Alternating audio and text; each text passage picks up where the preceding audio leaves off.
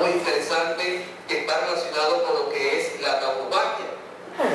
Debemos comprender, amigos, como le venía diciendo, de que la divinidad siempre trata de conservar esos simbolismos. Ahora, los conserva es para cuando llegue el momento de que tengan que manifestarse o tengan que expresarse esos iniciados de vidas anteriores, puedan comprender a través de sus simbolismos el trabajo que tienen que realizar a nivel espiritual.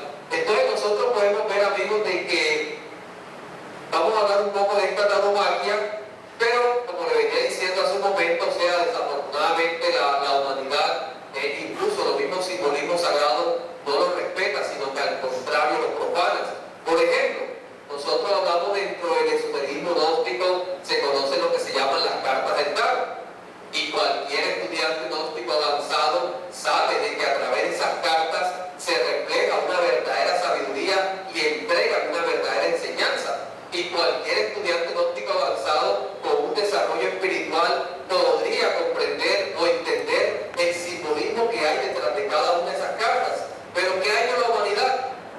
Ha profanado estos simbolismos. ¿Qué ha hecho la humanidad? Ha cogido estas cartas, por ejemplo, y la ha llevado a una propagación, por ejemplo, de que la gente coge y juega los naipes, juega la canasta, o sea, ponen estas cartas y las profanan, o sea, están profanando, como le digo, lo divino que le entregan a los humanos. Ese es el problema cuando las cosas divinas caen en manos de humanos que no están preparados para entender, para comprender o practicar un verdadero conocimiento. Entonces, así como se ha profanado, por ejemplo, el tarot, tiene un aspecto simbolismo, así podemos decir que desafortunadamente también se ha profanado esto que se llama la tauromaquia, ya que la tauromaquia tiene dos aspectos. Y nosotros podemos decirte que tiene un aspecto material y tiene un aspecto espiritual. El aspecto espiritual, que es lo que nos interesa, encierra todo el procedimiento que tiene que realizar cada discípulo si quiere realmente alcanzar la perfección. Pero desafortunadamente hoy por hoy, como nosotros lo vemos a través de los circos taurinos que existen en esta era, vemos hoy en día que realmente, o sea, desde un aspecto material, la tauromaquia se ha degenerado. Nosotros podríamos decirte que eso que se llama la tauromaquia ya no es ni un arte sagrado, al contrario, se podría llamar una fiesta brava, en pocas palabras, porque en una corrida esa de toro, en un espectáculo de eso tan violento, tan salvaje, que cogen al pobre toro y lo matan, nada tiene de divino y ningún mensaje entrega para aquellos que quieren alcanzar la perfección espiritual. La tauromaquia, amigos, no es de esta era, ni es de esta raza tampoco. La tauromaquia realmente, o sea, como arte divino, como simbolismo, se remonta ya a las épocas de la Atlántida. Debemos comprender de que nosotros, o sea, hacemos parte de lo que se llama la raza aria. Antes de nosotros pertenecer a la raza aria, pertenecíamos a lo que se llama la raza atlante. Y esa raza atlante, o sea, la raza, los atlantes o la Atlántida, fue un gran continente que surgió, o sea, pero que aproximadamente hace unos 14.000 años estuvo aquí en el planeta Tierra como raza, pero que, o sea, en sus épocas de mayor florescencia, cuando todavía no había sido destruida, cuando todavía los atlantes no habían caído en la degeneración, se hacían unos cultos, unos ritos sagrados a todos los maestros, a través de los cuales se les entregaba el proceso o el camino para ir alcanzando la iniciación. Nosotros, amigos, debemos saber de que en la Atlántida fue gobernada por el dios Neptuno, que se le conoce dentro del simbolismo del esoterismo como el dios de las aguas. Y el dios Neptuno, o sea, gobernó sabiamente a la Atlántida. Dentro de esto, vuelvo y le repito, o sea, se hacían todos estos ritos, se hacían todas estas manifestaciones, todos estos artes, que era para que cada uno supiera realmente el trabajo que tenía que realizar a nivel interno, o sea, cómo ir realizando el camino de la perfección. Nosotros podemos decirte que la tauromaquia en sí era un culto tan sagrado, y que como culto tan sagrado, o sea, vuelvo y le repito, se entregaba todo el proceso. Por eso les digo que no tiene nada que ver con la fiesta brava que se conoce hoy en día. O sea, le cogen el pobre toro y lo matan. la tauromaquia para entender.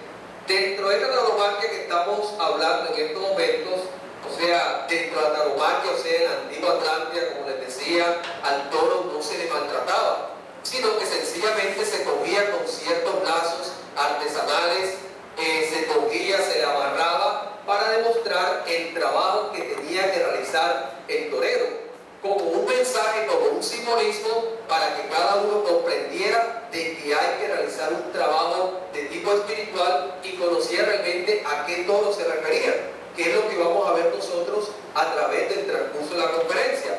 Entonces, la tauromaquia, en pocas palabras, o sea, la tauromaquia, si nosotros miramos la raíz de esta palabra, deviene de tauro, que significa toro, y deviene de magia, que significa magia. O sea, en pocas palabras, la magia del toro. Tiene una cantidad de simbolismo, como le digo. Dentro de esos simbolismos, cada uno está representado o refleja el aspecto espiritual o el aspecto interno de cada uno de nosotros. Dentro de todos estos simbolismos de la tauromaquia, nosotros, por ejemplo, encontramos entre ellos, encontramos en primer lugar, podemos decir, a la parte más principal, que es el torero. El torero realmente, o sea, simbolizaba dentro de la tauromaquia, simbolizaba o simboliza lo que se llama el maestro de perfección, o sea, aquel que tiene que enfrentarse al toro, pero hay que comprender, o sea, a qué toro se refieren exactamente.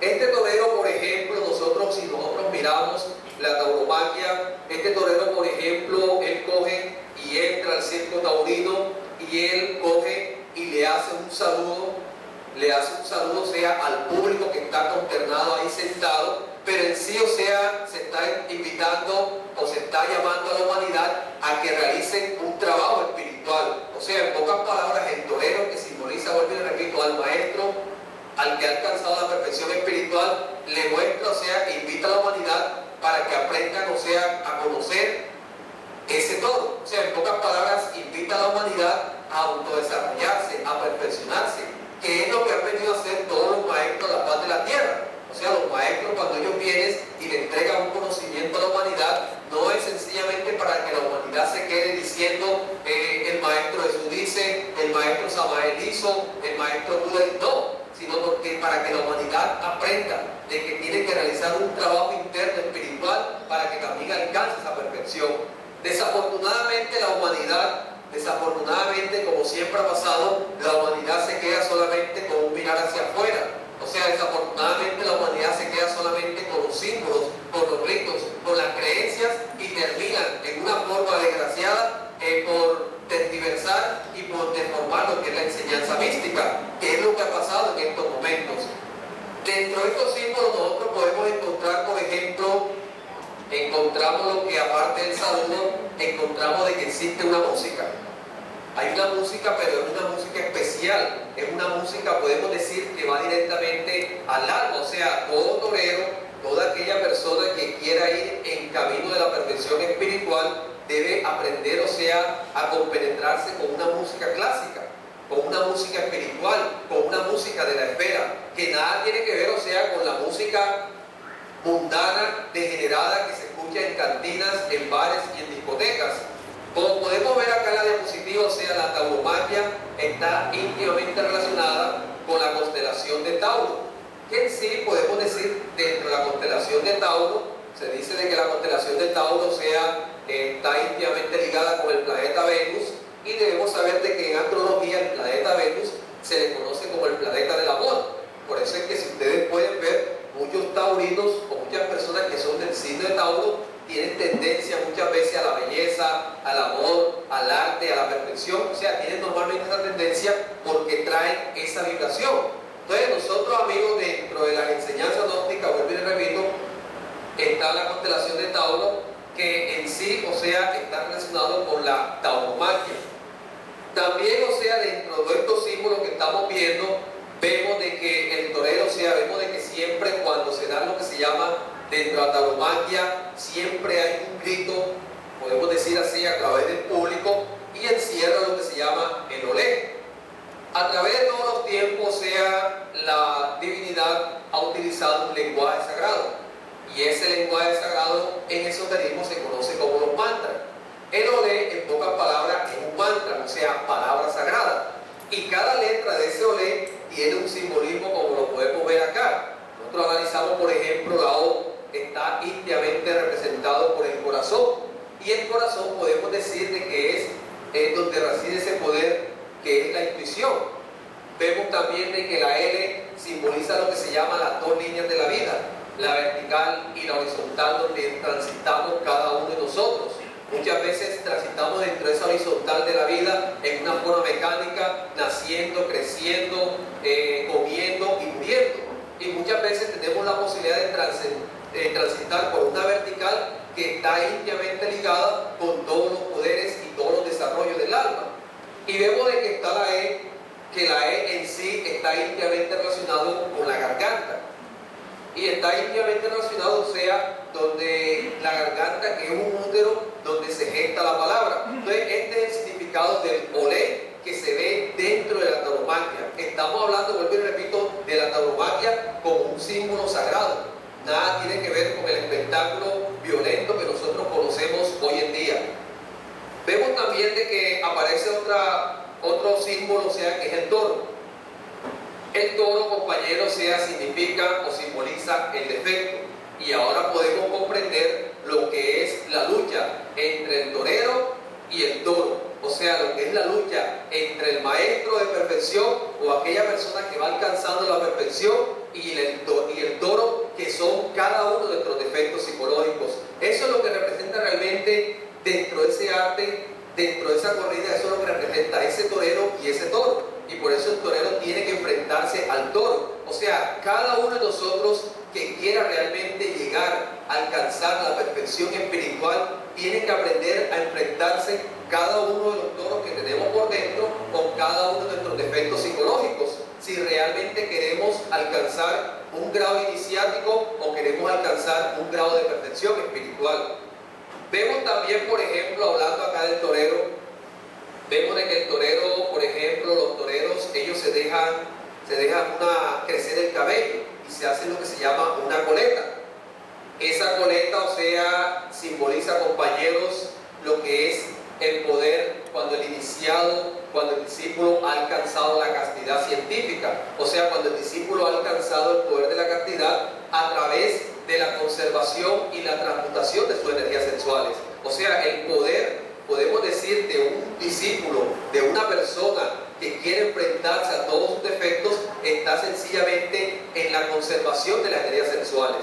Por eso, a través de todos los tiempos, nosotros podemos ver, fíjense ustedes, que existió la casta de los esenios, que es donde nació y donde tuvo el conocimiento el Maestro Jesús el Cristo.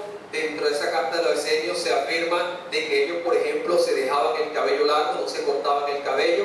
Si nosotros miramos todas las enseñanzas sagradas, vemos, por ejemplo, de que esta cabellera, esta coleta del torero, está también relacionada con la cabellera de Sansón.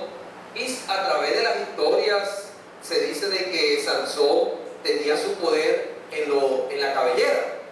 Y por eso sea la intención, por decir así, pero en un simbolismo, la intención de Dalila de cortarle los 7 bucles de oro.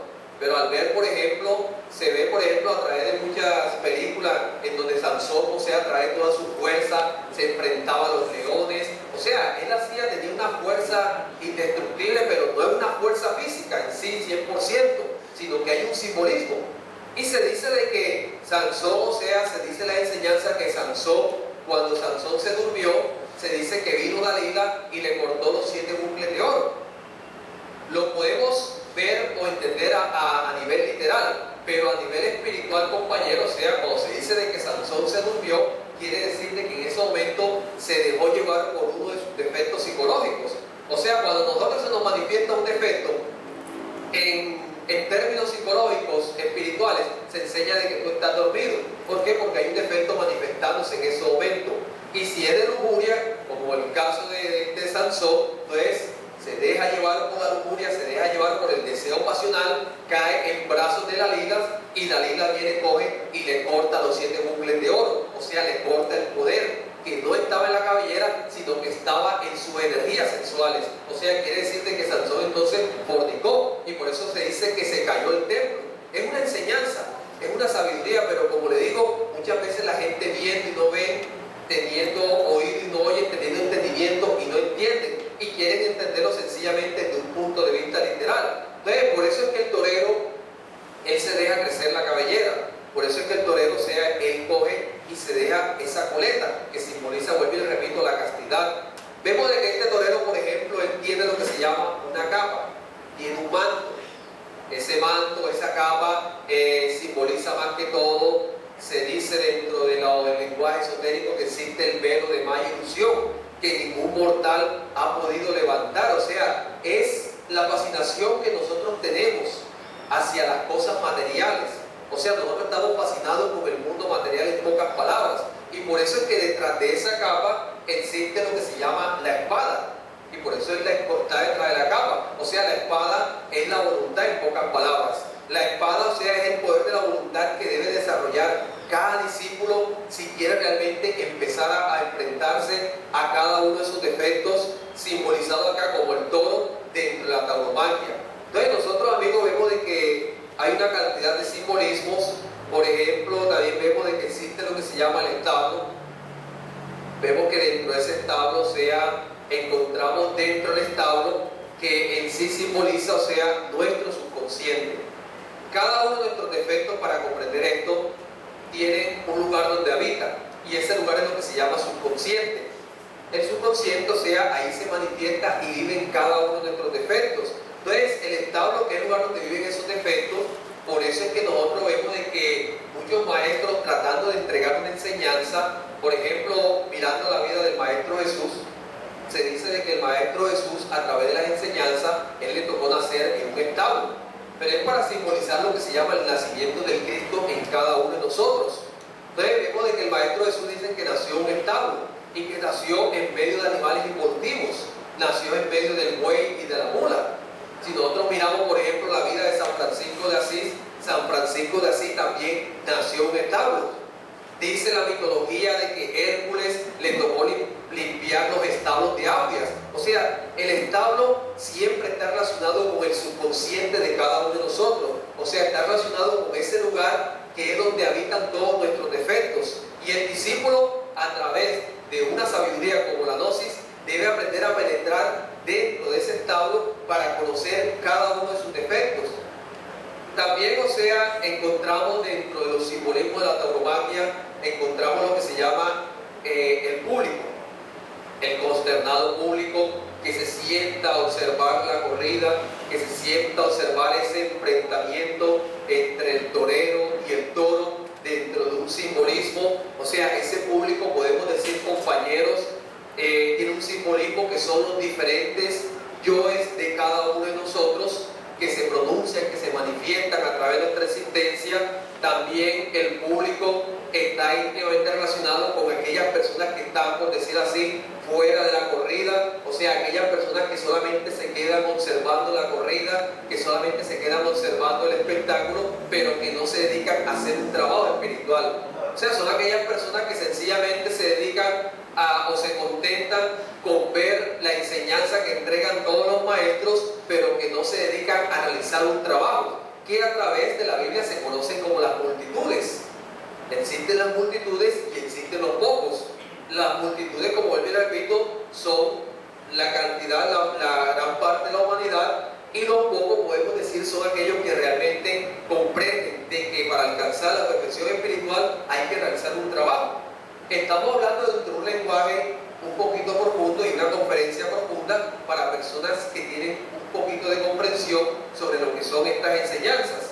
También nosotros vemos de que dentro de estos símbolos encontramos la arena. O sea, la arena vemos de que está íntimamente relacionada. Fíjense ustedes que para entregar lo que es la sabiduría, la enseñanza, los maestros siempre han simbolizado la energía sexual. El aspecto sexual lo han simbolizado como la arena o lo han simbolizado como la piedra. Los alquimistas hablaban de la piedra filosofal. El Maestro Jesús habla de la piedra. O sea, siempre se ha relacionado, se ha dado como un símbolo a la parte de la energía sexual, se le ha dado como un símbolo como la arena o como la piedra filosofal. Vemos de que el torero y el toro, o sea, ejercen su función, por decir algo, en esa arena. O sea, esa arena, por decir algo, que está íntimamente relacionada Bien sabemos, para aquellos que de pronto manejan la anatomía, que nosotros tenemos lo que se conoce como el hueso sacro, o sea, el hueso sagrado. Quiere decir de que a través del sexo, a través de un sexo sabio y consciente, cuando el discípulo maneja la transmutación sexual y después de haber observado previamente sus defectos psicológicos, entonces él, dentro de esas arenas, dentro de esa piedra filosofal, manejando sabiamente esas energías, es donde se puede dar muerte. Dentro de ese crudo sexual es donde se puede dar muerte a todos esos defectos. Por eso es que dentro de un simbolismo, el toro, cuando el torero gana la partida, dentro de un simbolismo, el toro muere en la arena. Es una enseñanza dentro de un cruz. Por eso la Biblia dice, maldito el que murió en la cruz, pero no se refiere al Maestro Jesús, sino que se refiere a esos defectos que van muriendo dentro de la práctica de la transmutación sexual, después que el discípulo gnóstico le ha dedicado un previo estudio. Entonces nosotros, amigos, vemos acá también, aparte de la arena, por ejemplo, ahora entramos a la recámara del torero y vemos de que el torero, por ejemplo, la recámara, fíjense ustedes que de todo el circo taurino, la recámara, por decir así, es el lugar más pequeño. Y simboliza precisamente eso, o sea, el lugar más pequeño de nuestra alma, que es nuestra conciencia. Bien sabemos, y lo hemos dicho muchas veces, de que todos nosotros tenemos un 97% de defectos, que es el público que hayamos visto, y tenemos solamente un 3% de conciencia libre. O sea, en ese 3%, en ese porcentaje de conciencia, allí es donde reside nuestro maestro. Y por eso nosotros hemos expresado varias veces también de que la lucha es de un 3% de conciencia despierta contra un 97% de defecto. O sea, es una lucha terrible, es una lucha dura, pero que a medida que el discípulo gnóstico y aquellas personas que comprenden estos estudios va realizando un trabajo psicológico, espiritual, entonces vaya acrecentando el porcentaje de conciencia libre para que de esta forma se manifieste el maestro o se manifieste el ser a través de nosotros. Eso es lo que simboliza la recámara. Dentro de esto también vemos, por ejemplo, aparte de la recámara, encontramos lo que se llama el corredor. El corredor, o sea, es donde se va a dar cita, vuelvo y le repito, el torero con el toro. O sea, hay lo que se llama una lidia. Todo buen torero sabe, tiene que aprender, o sea, a lidiar el toro. O sea, todo buen torero, toda persona que está dentro del camino a la perfección, tiene que saber a quién se va a enfrentar. O sea, tiene que aprender a conocer el defecto para que sepa, o sea, a quién es que se va a enfrentar y quién es que va a eliminar. Dentro de esto nosotros podemos ver, amigos, de que dentro de esta lidia, o sea, que es el trabajo con los defectos que hay que realizar en pocas palabras, dentro de esta lidia se dan 3 aspectos. Y esos 3 aspectos son el ruedo, los terrenos y las querencias. O sea, mirando todo esto, por ejemplo, analizamos lo que es el ruedo, y el ruedo está íntimamente relacionado con lo que es las leyes mecánicas que nos rigen a cada uno de nosotros. Vemos de que nosotros, o sea, estamos regidos por la evolución, la involución, estamos regidos por el retorno y estamos regidos por la ley de la recurrencia. O sea, a través de estas 3 leyes podemos decir, y otras más, se manifiestan nuestros defectos en una forma mecánica e inconsciente, en cada existencia, cada vez que venimos en un nuevo cuerpo físico. También encontramos, por ejemplo, lo que se llaman los terrenos. Y los terrenos corresponden exactamente al lugar donde, o sea, el torero debe saber los terrenos de cada toro. O sea, el torero, por decir algo, para llevarlo al lenguaje gnóstico, a nuestro lenguaje, el discípulo gnóstico, él debe saber, o sea, a quién se va a enfrentar y debe conocer exactamente, o sea, debe conocer más que todo el lugar, por decir algo, o debe conocer más que todo al defecto psicológico, y eso solamente lo puede conocer dentro de la vida práctica. Ahora podemos comprender a aquellos que conocemos un poquito la enseñanza gnóstica, por qué el maestro Samael dice de que el discípulo que quiera aprender a eliminar todos sus defectos tiene que aprovechar todas las circunstancias de la vida, porque es en la vida práctica, compañeros, es aquí dentro de este andar en donde nosotros nos tenemos que encontrar con personas que nos insultan, con personas que nos ofrecen cosas ilícitas, con personas que nos ofrecen vicios. O sea, es aquí donde nosotros nos tenemos que encontrar con un sinnúmero de personas que nos pueden ayudar a que se manifiesten nuestros defectos psicológicos. Si la persona practica y comprende y practica las enseñanzas gnósticas, tiene la oportunidad de aprovechar todas las circunstancias de la vida para aprender a conocer sus defectos. No es fácil, por ejemplo, antes de seguir con la conferencia, no es fácil, por ejemplo, de que a uno de la noche a la mañana lo boten del empleo. Que uno mañana de pronto vaya a trabajar y de pronto le diga, bueno, mi hermanito, hasta aquí, gracias por sus servicios, aquí tiene la carta de despedida, venga dentro de 45 días por la liquidación y en víspera de diciembre. O sea, eso no es fácil. De lógica que hay una reacción.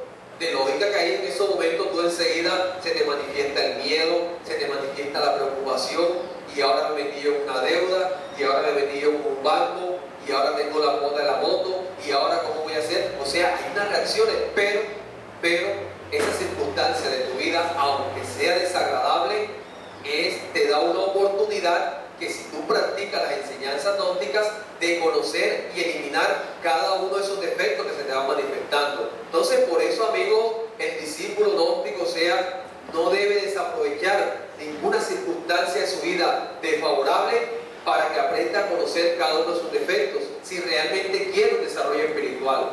Aquel que huye de las circunstancias, aquel que huye de pronto de aquellas personas que lo insultan, aquel que huye de aquellas personas que lo alaban, entonces quiere decir que esa persona no está todavía preparada para enfrentarse a un toro, todavía no está preparada para conocer los terrenos de sus defectos que se están manifestando. Y existe el otro lugar de la línea, como habíamos dicho, que son las querencias. O sea, cada uno de nuestros defectos tiene una tendencia y tiene, por decir algo, o sea, las querencias vienen a ser el lugar específico donde se manifiestan nuestros defectos. Por ejemplo, estamos en quincena, la gente tiene plata. Aquel que tenga los defectos de alcohol, ¿dónde se le van a manifestar? Normalmente, ¿a dónde lo van a llevar? A la cantina. Aquella persona se va a la cantina, se toma otra vez un poco de ron, se toma la plata, se gasta la plata, otra vez queda endeudado, etc. Ya, la que tiene de pronto sus defectos de chisme. ¿Dónde son las querencias de ese defecto de chisme? Cada vez que va a la tienda a comprar y demora 2 horas, cada vez que se pasa por el frente a las 6 de la mañana para hablar con la vecina, para ver qué pasó anoche, qué no pasó. Entonces son las querencias de cada uno de nuestros defectos. El que es lujurioso, entonces su defecto de lujuria tiene su querencia y lo llevan normalmente allá a lo llevan a una residencia, lo llevan por ahí de pronto por la calle 38 a ver las mujeres que pasan, que no pasan. Entonces esas son las querencias para entender el lenguaje taumáquico. Entonces nosotros vemos, compañeros, de que en sí cada defecto, como les decía, tiene un lugar donde se manifiesta, y allí es donde está la práctica para que el discípulo gnóstico aprenda a conocer cada uno de esos toros o cada uno de esos defectos. Vemos también, amigos, de que existe dentro de esta tauromaquia, existe lo que se llama los burladeros. Todo circo taurino tiene 12 burladeros, todo circo taurino. Creo, si no estoy mal, que todavía se refleja o se conserva como un signo, como un simbolismo dentro de los circos taurinos que existen hoy en día, a pesar de que no se practique la tauromaquia. Esos 12 burladeros, compañeros, sea, por ejemplo, cuando un torero, viendo a aquellas personas que pronto han visto ciertos espectáculos de esto, se dan cuenta de que cuando el torero de pronto está muy como que apurado por el toro, algo así, de pronto que el toro lo puede vestir, lo puede cornear, entonces él coge y se mete ahí dentro de una tablita. Esa tablita se llama burladero, o sea, se burla del toro en esos momentos. ¿Qué quiere decir? Que, por ejemplo, sea cuando nosotros, en un lenguaje espiritual, esotérico, místico, cuando nosotros, por ejemplo, sentimos de que hay un defecto con tanta fuerza, que te manifiesta demasiado, que te quiere llevar a su querencia, entonces el discípulo gnóstico se regocija o se mete dentro de un estado de relajación, de meditación, para aprender a estudiar y a quitarle fuerza a cada uno de sus defectos. También simboliza los 12 burladeros, están relacionados con los 12 signos zodiacales. Lo que pasa es que nosotros, amigos, vida tras vida, nosotros tenemos que pasar por esos 12 signos, todos nosotros, dentro de una mecánica y una inconsciencia. De acuerdo al signo que nosotros vamos pasando, o de acuerdo al signo que nosotros tengamos en la existencia, así hay unos defectos, o hay unos toros, ahora en lenguaje de la tauromaquia que prevalecen o se manifiestan más. Por ejemplo, nosotros miramos si tú miras de pronto a esa persona, por ejemplo, del signo de, por decir algo, de Leo, entonces Leo normalmente puede traer un tono, un defecto que se le manifiesta en su vida, que está íntimamente relacionado con el orgullo. Entonces, posiblemente a esa persona le gusta siempre ser el centro de atracción, no le gusta que lo manden, quiere ser el jefe. Es un ejemplo solamente. Ya vemos de pronto una persona que viene bajo el signo, por decir algo, de Aries. Entonces esas personas pueden venir con un defecto característico que es el de la ira. Entonces son demasiado iracundos, entonces tampoco les gusta que los manden. Entonces así cada quien, a medida que vamos pasando por los diferentes signos, claro está que esto lo hablamos más profundamente en la conferencia de la era del Acuario. Pero así cada uno que vamos pasando por los diferentes signos, así se nos manifiesta más un defecto que otro. Dentro de estos signos que estamos viendo, encontramos, por ejemplo, compañeros, de que los toreros tienen lo que se llama una virgen. En la recámara del torero existe lo que se llama la virgen. Y la virgen de los toreros se conoce como la virgen de la Macarena. La virgen es virgen, en primer lugar. Todos aquellos religiosos y todas aquellas personas que digan de que la Virgen no es virgen, se están metiendo directamente con Dios, porque realmente la Virgen siempre es virgen. Y dice la Biblia de que la Virgen es virgen en el parto y después del parto. Pero no se refieren a ese aspecto físico llamado María, que fue la que parió Jesús, que también eso lo aclaramos un 100% dentro de la conferencia de la Navidad, sino se está refiriendo a la Virgen, a la Madre del Cristo dentro de cada uno de nosotros. Le han dado nombres. Para los toreros es la Virgen de la Macarena. Los choferes tienen, por ejemplo, la Virgen del Carmen. Por allá existe lo que es la Virgen del Guadalupe. O sea, llámese como se le llame, siempre representa esa fuerza divina que está dentro de nosotros, que es la Madre Divina. Y el torero, antes de enfrentarse al toro, el torero antes de salir a la corrida, él se arrodilla ante la Virgen y le pide. Claro que eso es un simbolismo y se arrodillará ante un cuadro, y no es lo que nosotros queremos decir, sino que tú, o mejor dijéramos, dentro del lenguaje esotérico, cada uno de nosotros tiene su Virgen y tú tienes que aprender a pedirle a esa Virgen, a esa fuerza divina que está dentro de ti cuando te vas a enfrentar o cuando le pides que te dé fuerza para eliminar cada uno de tus defectos o para eliminar cada uno de esos toros, para hablar dentro del lenguaje de la tauromaquia. Entonces la Virgen simboliza, compañeros, en pocas palabras, la Madre Divina.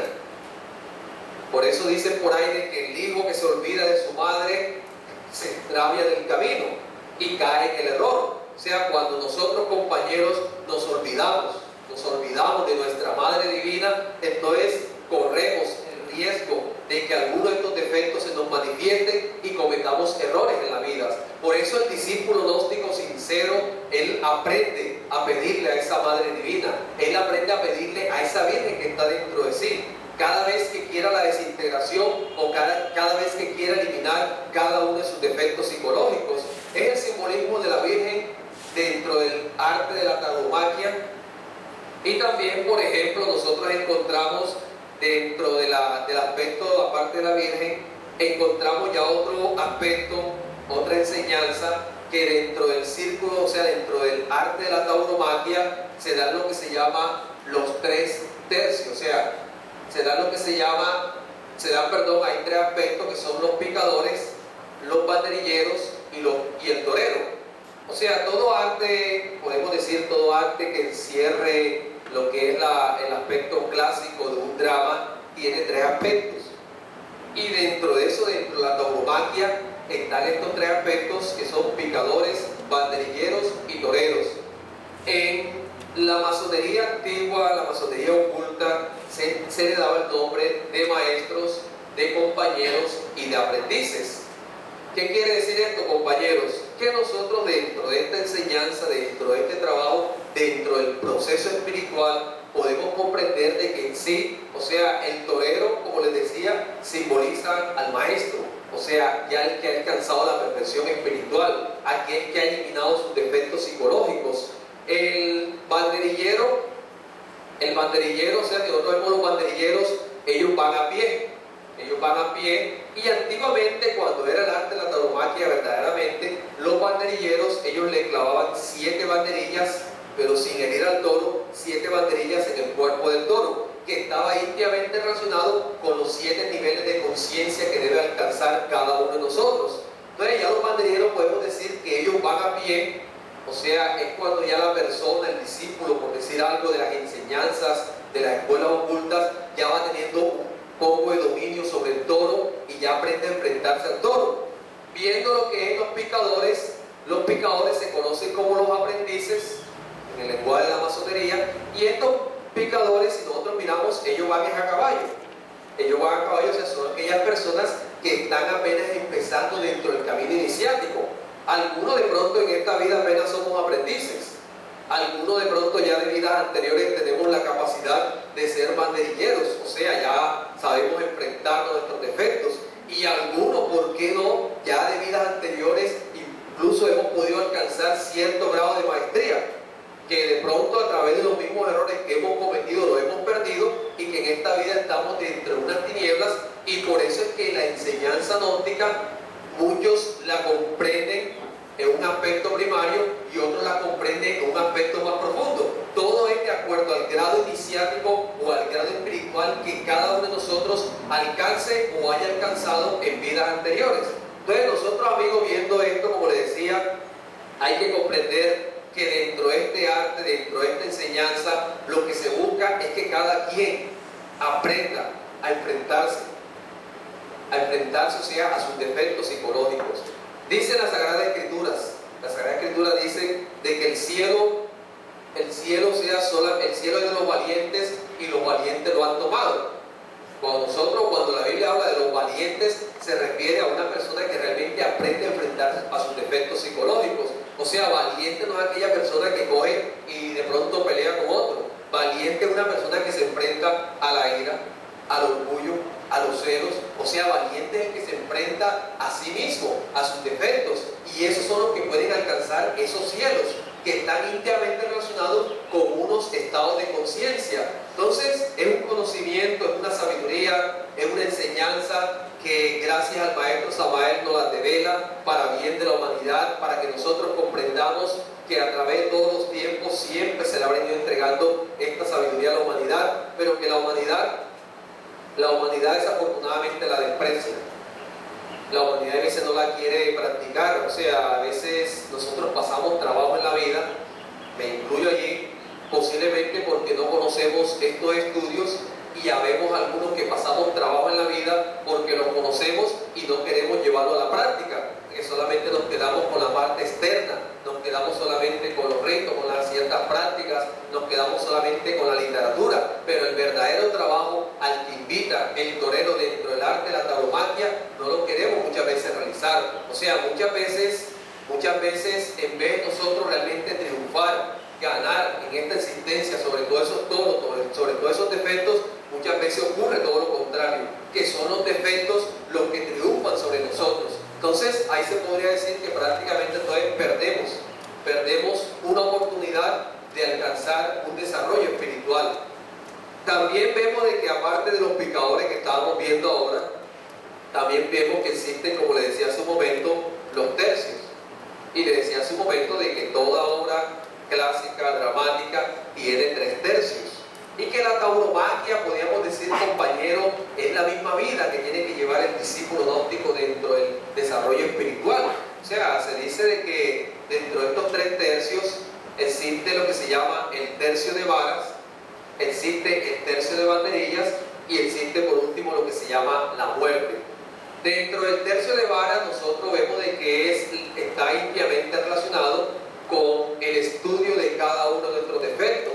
O sea, el discípulo gnóstico tiene que aprender dentro del tercio de varas a no identificarse con todos esos defectos. Por ejemplo, a veces las circunstancias de la vida lo rodean, hay veces, como te digo, uno encuentra gente que lo insultan. Hace un momento estaba hablando con unos compañeros, de que una vez en la vida se le presentan ciertas circunstancias en donde tú tienes la oportunidad de triunfar sobre el toro, o está la oportunidad de que el toro triunfe sobre ti. O sea, tienes la oportunidad de conocer el defecto y eliminarlo, o tienes la oportunidad de que el defecto se manifieste y te identifiques con la situación. Y le comentaba a unos compañeros hace un momento de que, por ejemplo, no hace mucho, ayer, pocas palabras, ayer me tocó vivir una escena donde una persona, o sea, me tocó decirle algo a esa persona, o sea, aclararle una situación que tenía que aclarar, pero al ver, o sea, que estaba aclarando la situación, la persona cogió y realmente no le gustó y empezó a decirme, mejor dicho, de cuánta cosa. Ahora, en una forma disimulada y en una forma decente, porque hay dos formas de insultar. Hay unos que insultan hacia los cuatro vientos y a las cuatro palabras. Hay otros que insultan en una forma educada, pero están insultando. Entonces me cogió la persona en esos momentos y me dijo, mejor dicho, ¿sabes qué cuenta? Tú has perdido el tiempo en la gnosis. Se da cuenta a través de los castillos de que tú no sirves. Yo no sé, tu casa aquí como conferencista. Y vaya, y dura como 10 minutos ya. Si yo me hubiese identificado, lo que pasa es que uno conoce un poquito las enseñanzas gnósticas, pero si uno se identifica en esos momentos, o sea, se da lo que se llama intercesión, si uno se identifica, fácilmente reacciono, insulto a esa persona, le digo lo que le voy a decir, etcétera, ya. Pero dicen por ahí, dice un dicho y no es mentira, de que las palabras son meras formas verbales que el viento se las lleva. O sea, en un momento dado al compañero le puede decir, tú eres un bruto. Ya en un segundo esa palabra no existe, solamente quedó existiendo en la mente de él. Ahora, si él se cree importante, si él se cree inteligente, porque de cosas que hizo un bachiller y él por eso se cree inteligente, entonces de lógica que a él le va a ofender la palabra bruto y de lógica que él va a reaccionar por esa palabra. Pero si él comprende de que es un simple personaje que nada vale, que nada tiene y que a la larga, o sea, es bruto porque no conoce nada de la vida, entonces ahí él no le da ningún valor a esas palabras, que es el problema de nosotros. O sea, nosotros vivimos reaccionando en el transcurso de la vida, pero sencillamente por ver las palabras que nos dijo nuestra esposa, que nos dijo el vecino, que nos dijo un anito. Entonces ahí uno de reacción en reacción y uno ahí sufre y pasa trabajo. Entonces, ¿qué pasa? De que ahí en esos momentos, o sea, la persona se identifica. Entonces nosotros debemos aprender a no identificarnos con las diferentes circunstancias en la vida, porque cada circunstancia hay la manifestación de uno o de varios defectos. Dentro de ese tercio de vara que estamos hablando, o sea, el tercio de vara, por ejemplo, que lo conforman los picadores, o sea, salen los picadores primero dentro de un tercio, ellos son los que salen a caballo, o sea, ellos salen montados, pero todavía no tienen el dominio incluso de ese caballo, o sea, no tienen todavía dominio de su cuerpo físico. Vemos nosotros que dentro de ese tercio vara y llevándolo a la parte psicológica, vemos de que hay momentos, bueno, de que uno aprende, en un momento dado dominas el toro, o sea, llega un momento en que tú dominas un poquito el defecto, pero como está dentro del tercio de vara, apenas estás aprendiendo, entonces hay momentos en que te identificas y hay momentos en que reaccionas. Perdiste el año, reaccionaste, se manifestó el defecto, sea cualquiera, perdiste la oportunidad. Entonces, dentro de ese tercio de vara, por eso es que vemos de que los picadores, que son los que van a caballo, muchas veces el toro coge y los embiste y los tumba del caballo y mata al caballo, pero es un simbolismo. Es una enseñanza, o sea, ellos todavía no tienen esa experiencia, esa práctica de coger y lidiar, de enfrentarse al toro, y por eso tienen que hacerlo montado en un caballo. Es el tercio de vara para comprender. ¿Qué quiere decir? Que nosotros, hay momentos en que nosotros tenemos la oportunidad, para aquellos que conocemos la enseñanza y para aquellos que la están conociendo, hay veces tenemos la oportunidad de conocer el defecto y eliminarlo, y hay veces de pronto no tenemos la oportunidad porque no conocimos o no practicamos esta enseñanza. Entonces llega un momento en que el defecto nos gana la partida, por decir algo, se manifiesta y reaccionamos en una forma inconsciente y mecánica.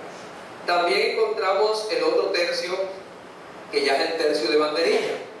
Como ya hemos dicho en lo anterior, el tercio de banderilla ya es para los banderilleros, o sea, ya son para aquellos que van a pie, son aquellos que ya tienen la capacidad de enfrentarse al toro o al defecto, o sea, son aquellos que ya tienen las prácticas, tienen la didáctica, ya saben, por ejemplo, ya saben enfrentarse al defecto a través de la relajación, la meditación. Porque nosotros, amigos, para aquellos que no lo saben, cuando uno, por ejemplo, se le manifiesta un defecto demasiado fuerte y tú no puedes con él, o sea, digo no puedes con él porque estás viendo, por ejemplo, de que te quiere llevar para allá, te quiere llevar para acá, reaccionas y tú no puedes, o sea, tú quieres eliminarlo pero no puedes, entonces lo mejor que debe hacer el discípulo en ese momento es regocijarse dentro de un estado de relajación, se sienta, se relaja, se concentra y empieza a estudiar cada una de las manifestaciones de ese defecto, que es lo que hace el banderillero. O sea, él sale, él se enfrenta al toro a pie, pero él ya estudia, él sabe más o menos cuáles son las querencias, él sabe cuál es el terreno del toro, ya él lo ha estudiado un poquito y por eso él tiene la capacidad de coger y colocarle las banderillas, que como dije hace momentos, antiguamente eran 7 banderillas que le colocaban al toro, simbolizando los 7 estados de conciencia o los 7 niveles de conciencia que tiene que alcanzar el discípulo gnóstico. Un mensaje, una enseñanza.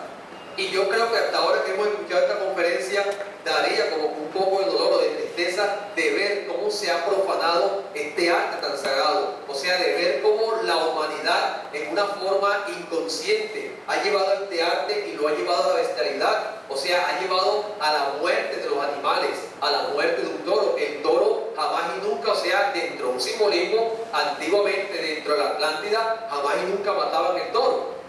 Sí, vuelvo y repito, sencillamente simbolizaba la muerte de cada uno de nuestros defectos. Entonces vemos hoy en día que realmente, o sea, hay una inconsciencia y para rematar hace años una vez un papa dijo que los animales no tenían alma, entonces todavía peor, de cosas que por ahí como que hay unos grupos de personas que están en contra de esta fiesta brava y tratan como que de hacer ciertas, podría decir como que cierta rebeldía, tratan de manifestarse, tratan de reaccionar y de buscar los mecanismos para ver si eliminan, o sea, este espectáculo tan sangriento como se ve hoy en día. También viendo acá, entonces ya el tercio de banderillas y por último se da lo que se llama el tercio de muerte. Ya el tercio de muerte, compañeros, es cuando ya vemos que dentro de este tercio de muerte ya se manifiesta un poco el maestro, o sea, la conciencia, y tenemos nosotros la oportunidad de eliminar el defecto, o sea, tiene la oportunidad el torero de eliminar ese toro. El defecto o el toro, compañeros, solamente se puede eliminar a través del maestro que simboliza el torero y dentro de un lenguaje espiritual a través de nuestra conciencia. Jamás y nunca nosotros con la mente y con la razón y desde un punto de vista intelectual podemos comprender ni eliminar cualquiera de nuestros defectos. Solamente ese porcentaje de conciencia en un momento dado que se manifieste, porque sí se manifiesta. Cuando tú de pronto coges y a través de una manifestación de ira, tú sientes la ganas de golpear, por decir algo, a tu propia esposa, y de pronto dice, coge y pégale una cachetada para que respete y se dé cuenta quién es el hombre aquí en la casa.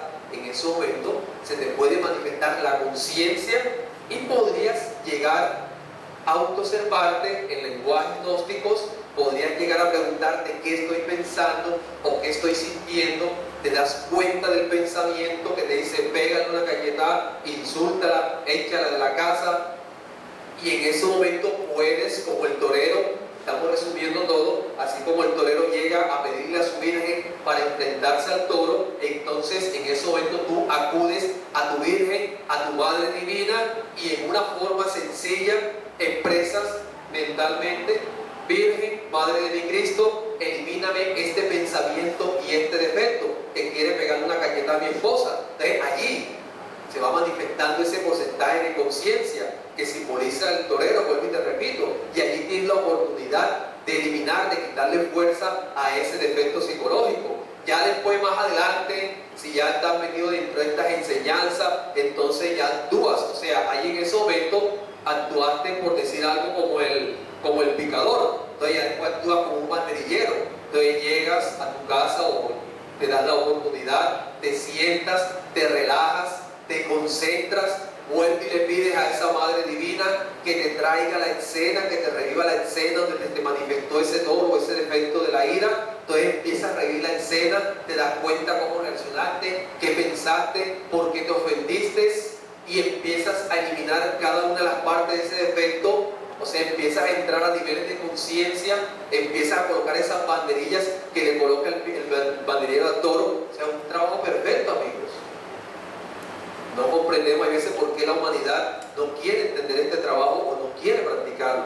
Solamente lo podemos entender y practicar cuando nosotros tenemos cuando de pronto tenemos una capacidad o una madurez espiritual, para que después se manifieste dentro de esa meditación otra vez el maestro, la conciencia, y vayas eliminando cada una de las partes de ese defecto. O sea, allí, en pocas palabras, tú eres un torero. Ahí en pocas palabras triunfantes, ahí en pocas palabras te conviertes, por decir algo, vas escalando para llegar a convertirte en un maestro de perfección. Eso es lo que tiene que hacer el ser humano en pocas palabras si quiere realmente caminar dentro de las enseñanzas gnósticas. O sea, nosotros, amigos, en otros términos, lo que necesitamos es realmente aprender a conocer, estudiar, comprender y eliminar nuestros defectos psicológicos.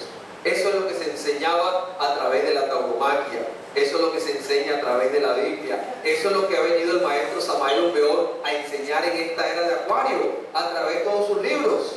Si tú estudias los libros del maestro Samael Aun, él sencillamente dice: defecto descubierto debe ser llevado a una meditación, debe ser estudiado y debe ser eliminado.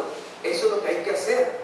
Y todo aquel que haga eso, compañero, podemos decir, camina dentro de las enseñanzas gnósticas. O sea, vemos a través de esta conferencia de que todo lo que han hecho los maestros, todo el esfuerzo que hacen para entregar en símbolo y en parábola esta enseñanza, pero que desafortunadamente gran parte de la humanidad no la comprende.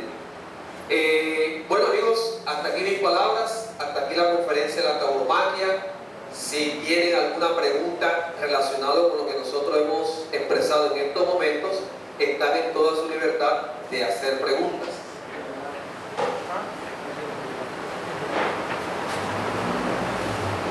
Vea, aquí hay un informe para los que no lo conocen.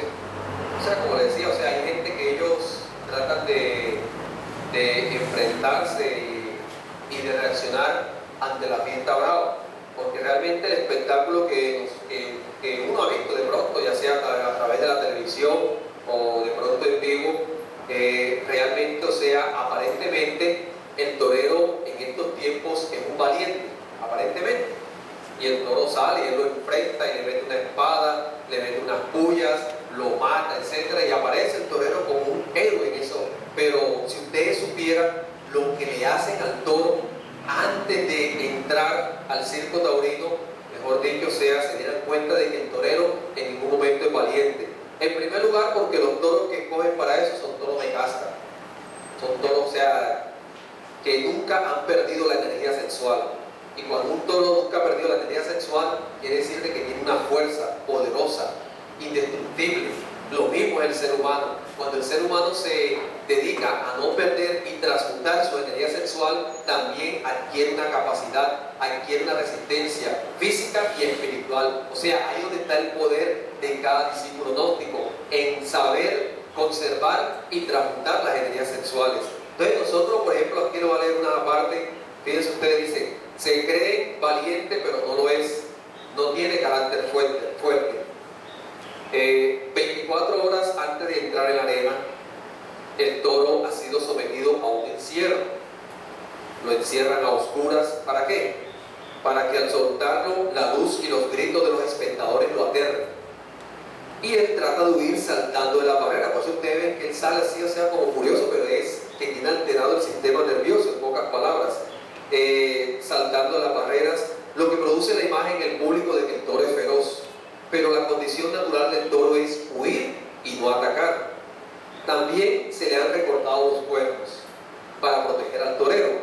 Le cuelgan sacos de arenas en el cuello durante horas, lo golpean en los testículos y en los riñones, lo inducen a una diarrea poniéndole sulfatos en el agua que bebió. Todo esto con el fin de que él llegue débil. El ruedo, él llegue débil. Y, o sea, se le unta grasa en los ojos para dificultar su visión, y en las patas se le coloca una sustancia que le produce ardor y le impide mantenerse quieto. Así, el torero no desluce su actuación. Se eligen caballos que ya no tienen valor comercial, porque el animal muere en 3 o 4 corridas, por mucho. Es muy habitual que el animal sufra quebraduras múltiples de costilla. Se les coloca un peto, o sea, un trapo ahí, una cuestión ahí, simulando que se les protege. pero en realidad se trata de que el público no vea las heridas al caballos con frecuencias presenta incluso exposición de las mismas vísceras. Entonces, por eso nosotros nos atrevemos a decir de que es una fiesta brava. O sea, realmente ahí no hay un espectáculo sangriento, violento, en donde realmente, como les decía, el toro, y fíjense ustedes que incluso con todo eso que le hacen al toro, y se han visto muchos casos donde toros han matado al torero. O sea, lo que es el poder y la fuerza sexual cuando se conserva, en este caso los animales. ¿Qué no harían nosotros si aprendemos a conservarla y a transmutar esas energías sexuales? O sea, nuestras capacidades aumentarían, vuelvo y te repito, físicas y espirituales. Porque dentro del aspecto espiritual, un requisito importante, si el discípulo quiere realmente avanzar y enfrentarse a todos esos toros, es aprender a conservar sus energías sexuales. El discípulo que fornica, que pierde incesantemente sus energías, es un discípulo débil y jamás y nunca va a tener la fuerza ni la voluntad para enfrentarse a cada uno de sus defectos. Entonces, amigos, sigamos asistiendo a las conferencias, no se pierdan, traigan más gente para estos estudios, todo lo que ustedes quieran, para que conozcan realmente lo que es la enseñanza gnóstica.